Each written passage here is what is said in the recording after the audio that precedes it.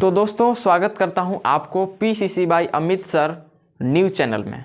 और आज के इस वीडियो में हम लोग सॉल्व करने वाले हैं जैक क्लास 12th जियोलॉजी का प्रीवियस ईयर्स 2016 के सब्जेक्टिव क्वेश्चन आंसर को। आप लोगों का इतना ज़्यादा कमेंट आ रहा है सबसे पहले कि सर आपका ऑफिशियल पब्लिक कोचिंग सेंटर अभी डिमोनेटाइज हो गया है, उस पर आप वीडियो क्यों नहीं डाल रहे हैं। और एक दोस्त को बहुत ज़्यादा धन्यवाद जो बहुत प्यारे प्यारे आप लोग कमेंट कर रहे हैं कि सर आप हार नहीं मान रहे हैं। पता है आप लोगों के कमेंट्स के बदौलत ही हम हार नहीं मान रहे हैं भाई साहब, ठीक है। कि किसी कीमत पे हार नहीं मानेंगे, क्योंकि बोलते हैं ना कि मैं कैसे हार मान लूँ डियर, मैं कितने लोगों का मोटिवेशन हूँ और मैं कितने लोगों का सफलता का एक स्रोत हूँ यहाँ से, ठीक है।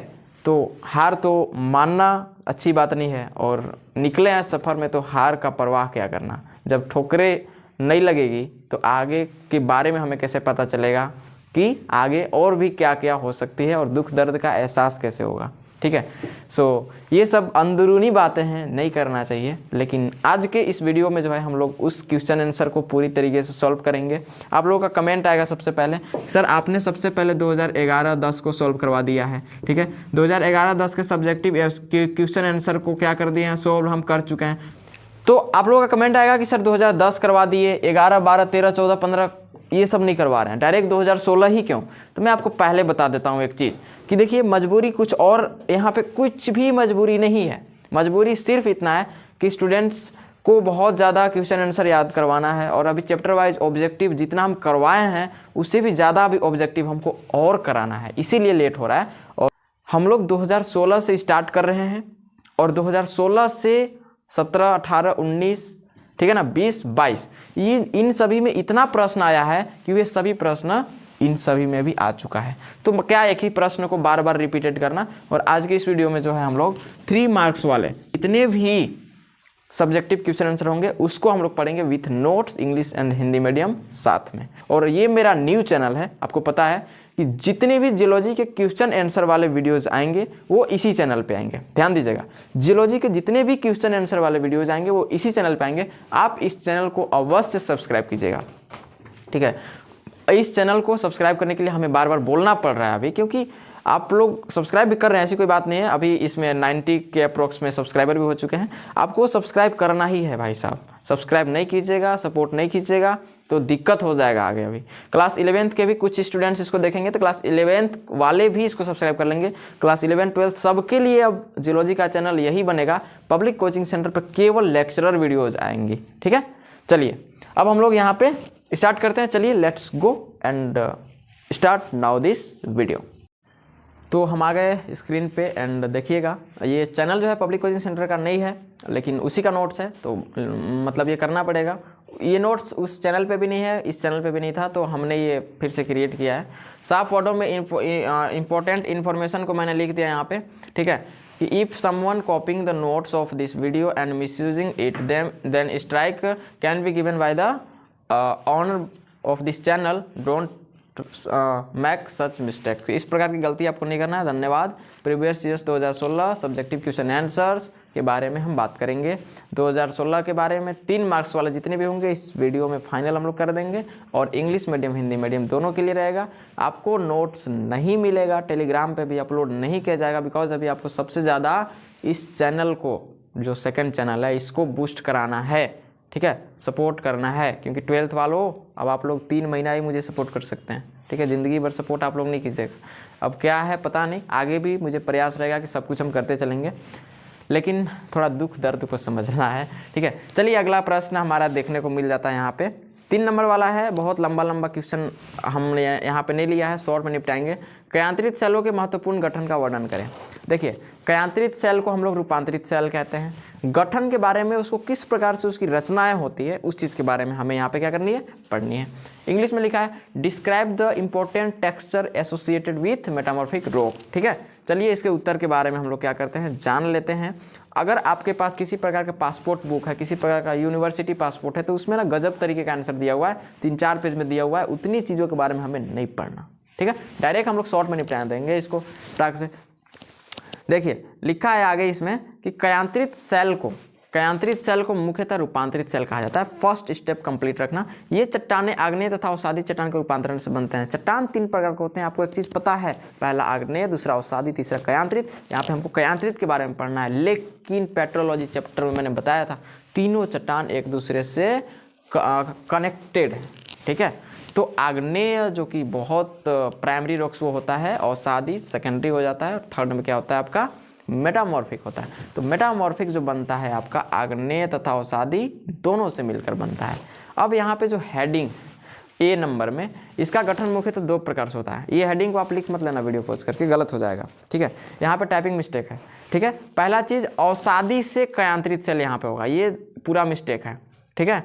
अवसादी से कयांतरित सेल का निर्माण, अवसादी सेल मतलब सेडिमेंट्री से मेटामॉर्फिक रॉक का निर्माण हो रहा है। इस सेल को कयांतरित अवसादी सेल कहते हैं। कयांतरित मतलब रूपांतरित, अभी बताइए कि ये अवसादी मतलब अवसादी से बना है, तो अवसादी कयांतरित सेल इसको कहता है। इसमें चूने के पत्थर का संगमरमर में चेंजिंग हो जाता है, मतलब जो चूना पत्थर होता है जिसको हम लोग लाइम स्टोन बोलते हैं, ये बन जाता है आपका मार्बल में, और बलुआ पत्थर का क्वार्टज में रूपांतरण होता है, ठीक है। अब सेकंड जो गठन का जो प्रारूप है वो है आग्नेय सेल से रूपांतरित सेल। क्या चीज़? आग्नेय सेल से रूपांतरित सेल। इसमें होता है कि जब आग्नेय सेल का रूपांतरण होता है तो उसमें आग्नेय कयांतरित सेल कहते हैं। जब आग्नेय सेल का रूपांतरण होता है तो उसे आग्नेय कयांतरित सेल कहते हैं, क्योंकि इसमें ग्रेनाइट जैसे आग्नेय सेलों में नीस में रूपांतरण होता है। कि जो ग्रेनाइट जो सेल होता है, ग्रेनाइट तो आपका आग्नेय सेल हो गया जो कि अंतर्वेदी आग्नेय सेल के अंतर्गत आता है, तो ग्रेनाइट जो है वो नीस में रूपांतरित हो जाता है। एक लड़के का कमेंट आया था, बहुत कॉल्स भी आए थे कि सर नीस कौन सा चट्टान है। देखिए नीस सिस्ट होता है या नीस, ये नीस ग्रेनाइट का चीज़ है। आपका जो मॉडल पेपर का सॉल्यूशन था उसमें थोड़ा सा मिस्टेक हुआ है मुझसे, कि नीस जो है आपका कयांतरित सेल होता है। नीस क्या होता है? कयांतरित। ग्रेनाइट और बेसाल्टी तो होता ही है, तो नीस जो है उसका रूपांतरित हो जाता है, ग्रेनाइट नीस में बदल जाता है, ठीक है। तो इस सेल को हम लोग आग्नेय कयांतरित सेल बोलते हैं। क्या बोलते हैं? आग्नेय कयांतरित। अब आप लिख सकते हैं, केवल ऊपर में एक जगह मिस्टेक था। चलिए हम लोग आगे बढ़ते हैं। अन्य कयांतरित सेलों का एग्जाम्पल मैंने इसीलिए दिया है क्योंकि मॉडल पेपर में थोड़ा मिस्टेक हो गया था। देखिए अगर आपसे पूछे कयांतरित सेलों का उदाहरण, चाहे ऑब्जेक्टिव हो या सब्जेक्टिव, संगमरमर आपका कयांतरित सेल है। अवरक जो है, ठीक है ना, जिसको माइका कहते हैं, ये भी क्या है आपका कयांतरित सेल है। स्लेट, स्लेट सिस्ट, एंथ्रासाइट जो कि कोयला का प्रकार है, नीस जो अभी बताया, ये सारी चीज़ें क्या है? कयांतरित यानी कि मेटामॉर्फिक रॉक में आते हैं। नेक्स्ट चलिए हम लोग अगला इसी को इंग्लिश में देख लेते हैं। यहाँ पे लिखा हुआ है कि metamorphic rock are mainly called transformed rocks. कि मेन तरीके से इसको हम लोग क्या बोलते हैं? ट्रांसफॉर्म्ड रॉक्स बोलते हैं। These rocks are formed by the metamorphosis of igneous and sedimentary rocks. ये मेटामॉर्फिज्म का प्रोसेस होता है इग्नियस एंड सेडिमेंट्री के बीच में, उसी के द्वारा ये ट्रांसफॉर्म्ड हो जाते हैं मेटामॉर्फिक में, ठीक है। दे आर फॉर्म्ड मैनली इन 2 वे। 2 तरीके से ये क्या होते हैं? फॉर्म्ड होते हैं, मतलब इनका गठन होता है, निर्माण होता है, सारी चीज़ें। दिस इज पहला चीज़ दिया formation of sedimentary rocks from igneous, यही गलत है। सेडिमेंट्री रॉक्स, ठीक है, फ्रॉम यहाँ पे क्या हो जाएगा? मेटामॉर्फिक हो जाएगा, ठीक है। This rock is called metamorphosed sedimentary rocks. Correct, सही है कि मेटामॉर्फिज्म सेडिमेंट्री भी हम बोल सकते हैं यहाँ पे। इन दिस मतलब इसमें होता यह है कि lime stone is converted into marble. Lime stone जो होता है मार्बल में कन्वर्ट हो जाता है, and sand stone into quarters में। जो सैंड स्टोन मतलब बलुआ पत्थर होता है वो आपका क्वार्टर्स में बदल जाता है, ठीक है। चलिए क्वार्टर्स ऑफ क्वेश्चन, एक और चीज़ माइंड में आ जाएगा अचानक से, क्वार्टर्स कौन सा सेल है? क्वार्टर्स भैया तीनों प्रकार के सेल पाया जाता है, तीनों में क्वार्टर्स का गुण होता है, ठीक है। क्वार्टर्स एक खनिज है जो कि तीनों में होता है, कभी आग्नेय में हो जाएगा, कभी इसमें अवसादी में हो जाएगा, कभी इसमें मेटामॉर्फिक में हो जाएगा, कभी इग्नियस, कभी सेडिमेंट्री, कभी मेटामॉर्फिक, दौड़ते रहता है ये। चलिए आगे हम लोग बढ़ लेते हैं। अगला जो था सेकेंड वाला गठन, ये था metamorphic rocks from igneous rocks. की मेटामॉर्फिक से कभी कभी इग्नियस से मेटामॉर्फिक भी बन जाता है। जैसे when igneous rock are metamorphosed, they are called igneous metamorphic rock, because in this igneous rock like granite is transformed into नीस, ठीक है ना। नीस में क्या होता है? परिवर्तित हो जाता है। इस प्रकार की चीज़ें हैं जो लिख सकते हैं आप लोग फटाफट से। इसके बाद example of other metamorphic rock, की अदर जितने भी मेटामॉर्फिक रॉक्स हैं उनके एग्जाम्पल देख लीजिए। Number 1 marble, mica, slate, anthracite, gneiss इत्यादि, ये सब है आपको याद करने के लिए, ऑब्जेक्टिव सब्जेक्टिव में काम कर सकता है, ठीक है, आगे बढ़ते हैं। संस्तरित भूविज्ञान के सिद्धांतों का वर्णन करें। 2016 में ये क्वेश्चन बहुत पूछा था और ये क्वेश्चन 2014-12 में भी पूछा है। क्वेश्चन बैंक आप उठाकर देख लीजिएगा, पीछे भी ये क्वेश्चन मिलेगा, रिपीटेड क्वेश्चन है बहुत बार। तो ये मोस्ट इंपॉर्टेंट है भाई, VVIII है, बहुत बहुत बहुत बहुत इंपॉर्टेंट है, वेरी वेरी वेरी इंपॉर्टेंट है।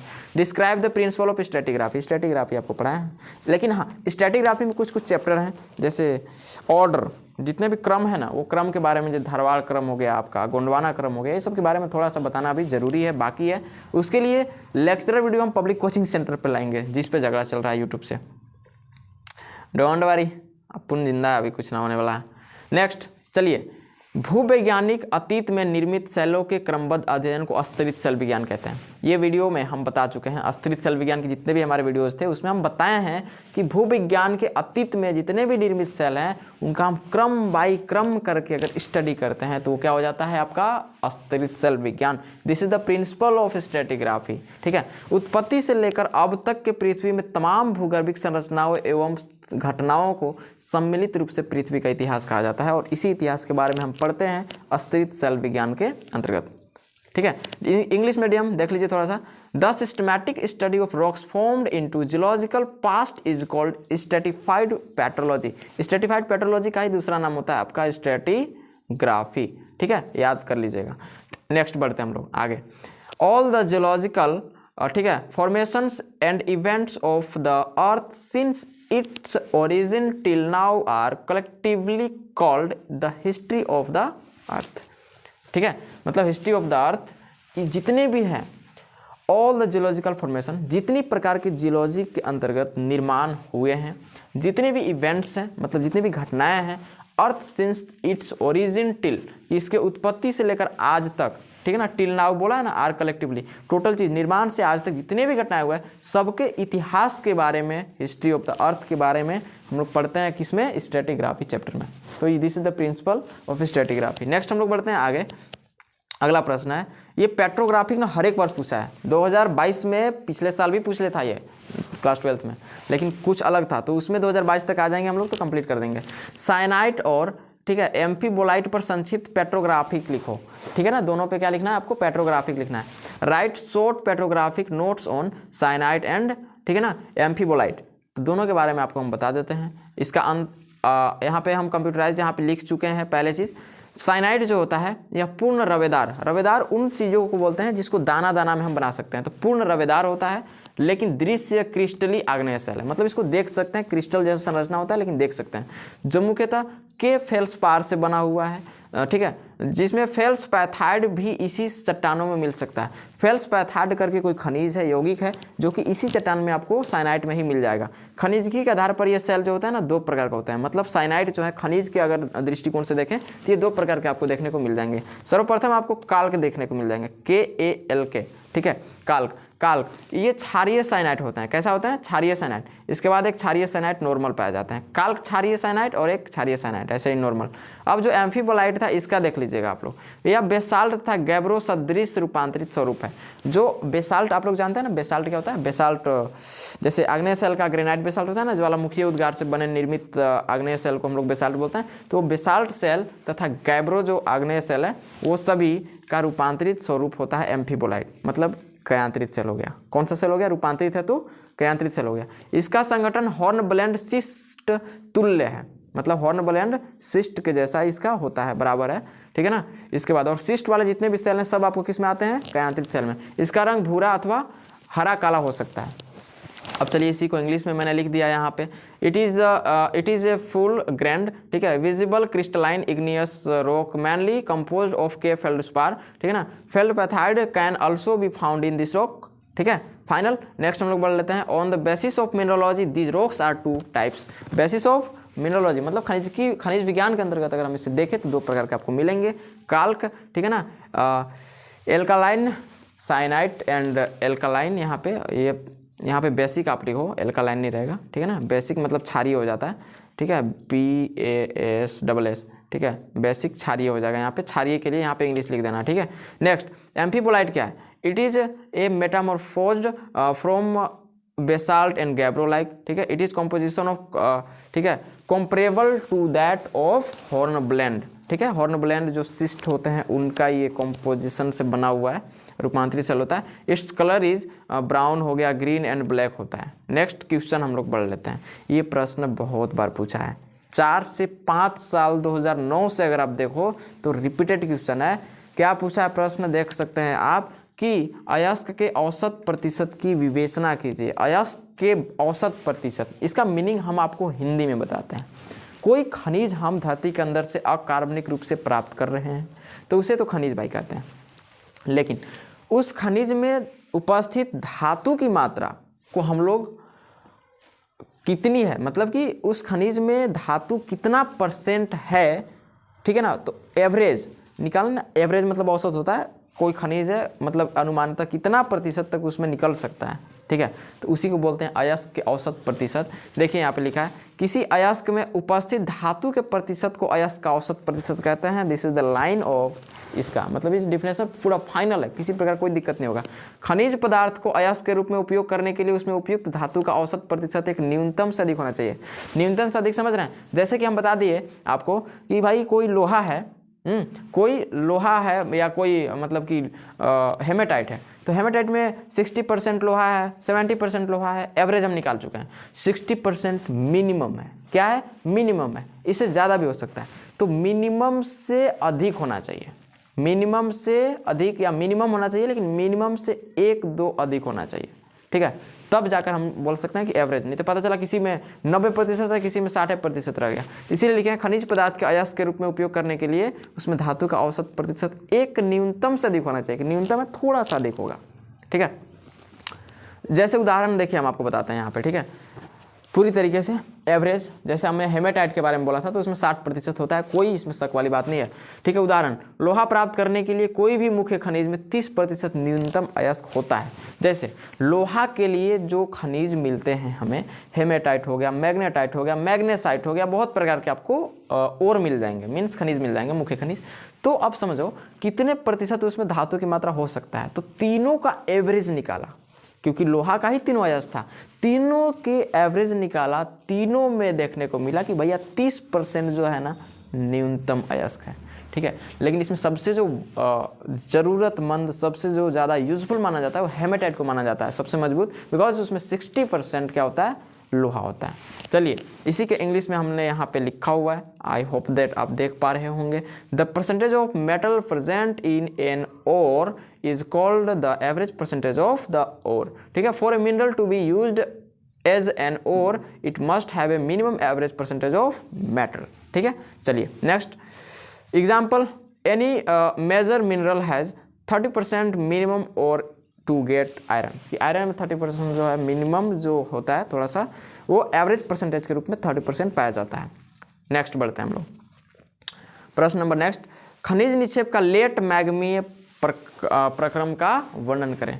लेट हो गया और भी मतलब उसमें 2-3 प्रकार की चीज़ें हैं, उसके बारे में हम डिटेल से पढ़ लेंगे, लेकिन इसमें लेट वाला पूछ दिया है। लेट समझते हैं, विलंबित, विलंबित मैग्मीय प्रक्रम इसी को बोलते हैं। इसमें describe the late magmatic process of mineral deposit, ठीक है। कि कोई खनिज निक्षेप है उसमें मैग्मीय हम लोग प्रक्रम का यूज करेंगे, लेकिन लेट से, ठीक, विलंबित। तो देखिए उसी को लिखे हमने यहाँ पे, आंसर बिल्कुल करेक्ट है, किसी प्रकार कोई दिक्कत नहीं होगा। विलंबित मैग्मीय निक्षेपों का निर्माण मैग्मा के क्रिस्टलन के अंतिम चरण में अवशिष्ट द्रव से होता है, ठीक है। खनिज निक्षेपों की उत्पत्ति सिलिकेट खनिजों के क्रिस्टलन के बाद होता है। इसी को इंग्लिश में देखते हैं हम लोग, ठीक है ना। ज़्यादा एक्सप्लेशन नहीं करेंगे, इसीलिए लेट होता है वीडियो में। एक्सप्लेशन जरूरी है, क्योंकि एक्सप्लेशन करेंगे तो आपके माइंड में मॉडल बन जाएगा, प्रारूप। Delayed magmatic deposits are formed from the residual, ठीक है, liquid in the final stage of crystallisation of the magma, ठीक है। Mineral deposits are formed after the crystallisation of silicate mineral. Next question number next है हमारे पास कि झारखंड में कोयला निक्षेप बनने की प्रक्रिया का वर्णन करें। ये क्वेश्चन 2016 में 3 मार्क्स में पूछा था भाई साहब, लेकिन अभी पूछेगा 5 नंबर में। लेकिन हमने बहुत बारीकी से इसको समझने का कोशिश किया है और 3 नंबर में ही पूछा था, लेकिन अभी हम पता है क्या किया है, ये क्वेश्चन वीडियो हम पहले भी इसका बना चुके थे। इसमें अगर नोट्स है इसका हमने ये कर लिया, फोटो ही चिपका दिया यहाँ पे, ठीक है। ये आपका मिनरल डिपॉजिट्स, उसमें किसी प्रकार का मतलब एक कोल करके कुछ टाइटल होगा, पब्लिक कोचिंग सेंटर चैनल पे जाना समझने के लिए। पब्लिक कोचिंग सेंटर चैनल पे जाना, कोल के बारे में एक वीडियो होगा, नोट्स होगा, उसको देख लीजिएगा, समझ में आ जाएगा। ठीक है, चलिए इसको लोग फटाफट पढ़ लेते हैं, इसके बारे में हम ज़्यादा आपका एक्सप्लेन नहीं करने वाले। ठीक है, बिहार कोयला में इस चैनल पे नहीं मिलेगा वो video, public coaching centre channel पे जाइएगा, वहाँ पे वीडियो वाले सेक्शन में जाके कोल वाले सेक्शन में जाएगा, पूरा मिल जाएगा। बिहार झारखंड में कोयले का वितरण, प्राप्ति अवस्था, पूछने का तरीका थोड़ा चेंज कर दिया है, बाकी क्वेश्चन का मीनिंग सेम है। कोयला प्राचीन वनस्पति का परिवर्तित रूप है, इसकी उत्पत्ति कार्बोनिफेरस युग में मानी जाती है। यह परतदार चट्टानों के मध्य, परतदार चट्टान अवसादी चट्टान को बोलते हैं। कभी भी जीवाश्म वाष्म में जो भी चीज़ें हैं ये परतदार सेल में ही आपको मिलेंगे। यह एक ज्वलनशील कार्बनिक भूतत्व है जिसमें कार्बन, वाष्पशील द्रव्य, नमी, राख आदि तत्व होते हैं, आप इसे लिख लेंगे।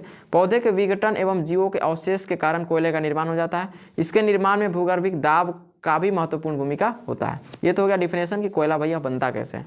ठीक है, और झारखंड बिहार कोयले के सुरक्षित भंडार और उत्पादन से भारत का अग्रणी राज्य माने जाते हैं, जो देश के 1/3 से भी कोयला अधिक कोयला जो है प्रतिवर्ष उत्पादित करता है। यहाँ का कोयला कार्बोनिफेरस युग का है। ये क्वेश्चन पूछा था अभी मॉडल पेपर में जो मैंने सोल्व करवाया था। ठीक है ना, कि कोयला का निर्माण कब होता है, जीवाश्मों का निर्माण कब हुआ, तो कार्बोनिफेरस युग में। फलतः इसकी गुणवत्ता काफ़ी अच्छी है, इसमें कार्बन का 50 से 60% है। यहाँ बिटुमेंस और एंथ्रासाइड दोनों प्रकार का कोयला पाया जाता है। झारखंड में सबसे अधिक कोयला नीचे कहाँ पे है, झरिया में है।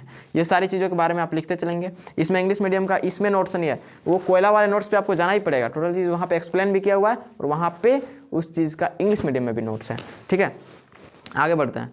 इसी में भारत का आधा से लेकर 1/3 कोयले अकेले बिहार झारखंड उत्पादित करता है। उत्पादन के दृष्टिकोण से बिहार झारखंड 5 क्षेत्र में बांटा गया है। नंबर 1 दामोदर घाटी कोयला क्षेत्र, ये झारखंड की बात हम केवल किए हैं, बिहार नोट, यहाँ पे बिहार नहीं। ठीक है, पहले बिहार झारखंड एक था इसलिए यहाँ पे नाम दे दिया है, बट ऐसी कोई बात नहीं है, अब झारखंड में है सब कुछ। तो देखो यहाँ पे दामोदर घाटी कोयला क्षेत्र नंबर 1, इसमें झरिया, रानीगंज, चंद्रपुरा, बोकारो, रामगढ़ है। हजारीबाग कोयला क्षेत्र है, अजय बेसिन है, राजमहल है, उत्तरी कोयल घाटी है। ये सब चीज़ों के बारे में आप लिख लीजिएगा, समझ में आ जाएगा। नेक्स्ट, अब चलिए हम लोग अपने प्रश्न की ओर बढ़ते हैं। इसका इंग्लिश मीडियम का नोट्स पब्लिक कोचिंग सेंटर पर चले जाना, मिल जाएगा पक्का। ठीक है, चलिए अगला प्रश्न, जीवाश्मों के परिरक्षण के बारे में लिखिए। जब 2010 को मैंने सोल्व करवाया था ना, तब भी ये क्वेश्चन आया था कि जीवाश्मों का प्रिजर्वेशन कैसे करेंगे हम लोग। ठीक है ना, कि write about the preservation of fossils, उसमें ऐसे क्वेश्चन था, write the short notes on, ठीक है ना, short notes on preservation of fossils, या write the short note about the preservation of fossils. ऐसा कुछ करके क्वेश्चन बार बार रिपीटेड कर देता है, तो कोई दिक्कत नहीं है आपको। जीवाश्म के संरक्षण हम कैसे करेंगे, क्वेश्चन का मीनिंग यह है। तो ये क्वेश्चन मैंने 2010 में सोल्व करवाया हुआ था, इसीलिए मैंने यहाँ भी इसको चिपका दिया है। ठीक है, और इसीलिए दिक्कत होता है कि एक ही क्वेश्चन को बार बार, इसीलिए मैंने 12, 13, 14 को 15 को मैंने नहीं करवा रहा है। ठीक है, दिक्कत इसीलिए। इंग्लिश में भी है, what do you mean by the preservation of fossils, same question है, क्या समझते हो आप। जीवाश्म क्या होता है समझ लीजिए, जीवों के अवशेषों को जीवाश्म कहते हैं। नंबर 1, जो हजारों तथा लाखों वर्ष तक जमीन के अंदर दबकर ताप एवं दाब के कारण निर्मित हो गए थे। इनका निर्माण अभी वर्तमान में बिल्कुल नहीं हो रहा है ना, इनका निर्माण क्या नहीं हो रहा है, बिल्कुल अभी हो ही नहीं रहा है, लेकिन इसका उपयोग औद्योगिक तरीके से काफ़ी हो रहे हैं। जीवाश्म एक सीमित समय तक ही है, फिर ये क्या हो जाएंगे, समाप्त हो जाएंगे। इनका निर्माण में काफ़ी समय लगता है, अतः इसका संरक्षण क्या है, आवश्यक है। हमें वैकल्पिक स्रोत का उपयोग करना चाहिए।